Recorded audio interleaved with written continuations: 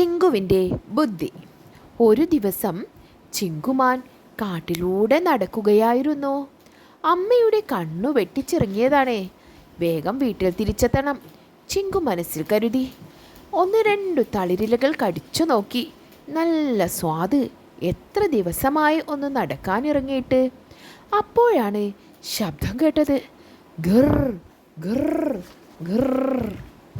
ശബ്ദം കേട്ട ഭാഗത്തേക്ക് ചിങ്കു തിരിഞ്ഞു നോക്കിയപ്പോഴതാ കിട്ടുപുലി നിൽക്കുന്നു. ചിങ്കുവിനെ കണ്ട കിട്ടുവിനു നല്ല സന്തോഷം. ഇന്നത്തെ ഭക്ഷണം കുശാലായി. മാനിറച്ചി തിന്ന കാലം മറന്നു. ചിങ്കു എന്തു ചെയ്യണമെന്നറിയാതെ നിന്നു കിതച്ചു. ശക്തി കൊണ്ട് കിട്ടുവിനെ ജയിക്കാൻ കഴിയില്ല. എന്തെങ്കിലും സൂത്രം കാട്ടണം ചിങ്കു ആലോചിച്ചു. കിട്ടു അടുത്തെത്തിയപ്പോൾ ചിങ്കു പറഞ്ഞു, പുലിയമ്മാവാ പുലിയമ്മാവാ, എത്ര കാലമായി കണ്ടിട്ട്.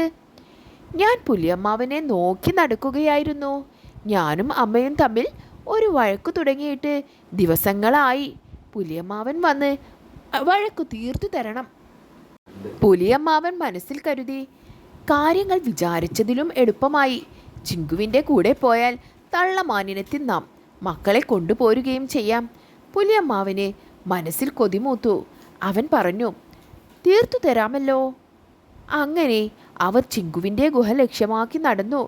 വഴി കാണിച്ച് ചിങ്കു മുമ്പിലും കിട്ടുപിറകിലും നടന്ന് അവർ ചിങ്കുവിൻ്റെ ഗുഹയുടെ അടുത്തെത്തി.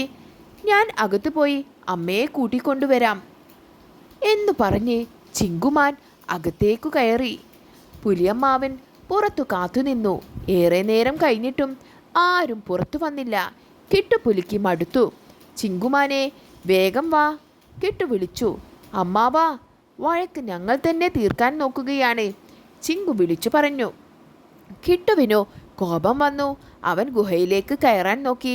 പക്ഷേ കുടുങ്ങിയ ഗുഹയിലേക്ക് പൊണ്ണത്തടിയനായ പുലിക്ക് കയറാൻ കഴിഞ്ഞില്ല. അപ്പോൾ ചിങ്കുമാൻ ഗുഹയ്ക്കകത്തു നിന്ന് വിളിച്ചു പറഞ്ഞു, പുലിയമ്മാവാ, ഞങ്ങളുടെ വഴക്കു തീർന്നു, നിങ്ങൾക്ക് പോകാം. അപ്പോഴാണ് പുലിയമ്മാവന് അമളി മനസ്സിലായത്. ഇളിഭ്യനായ പുലി തിരിച്ചു നടന്നു. കൂട്ടുകാരെ, അപ്പോൾ ഈ കഥയിൽ നിന്നും നിങ്ങൾക്ക് എന്താണ് മനസ്സിലായത്? ശക്തിയില്ലെങ്കിലും ബുദ്ധിയുണ്ടെങ്കിൽ നമുക്ക് എല്ലാ ശത്രുക്കളിൽ നിന്നും രക്ഷ നേടാനാവും.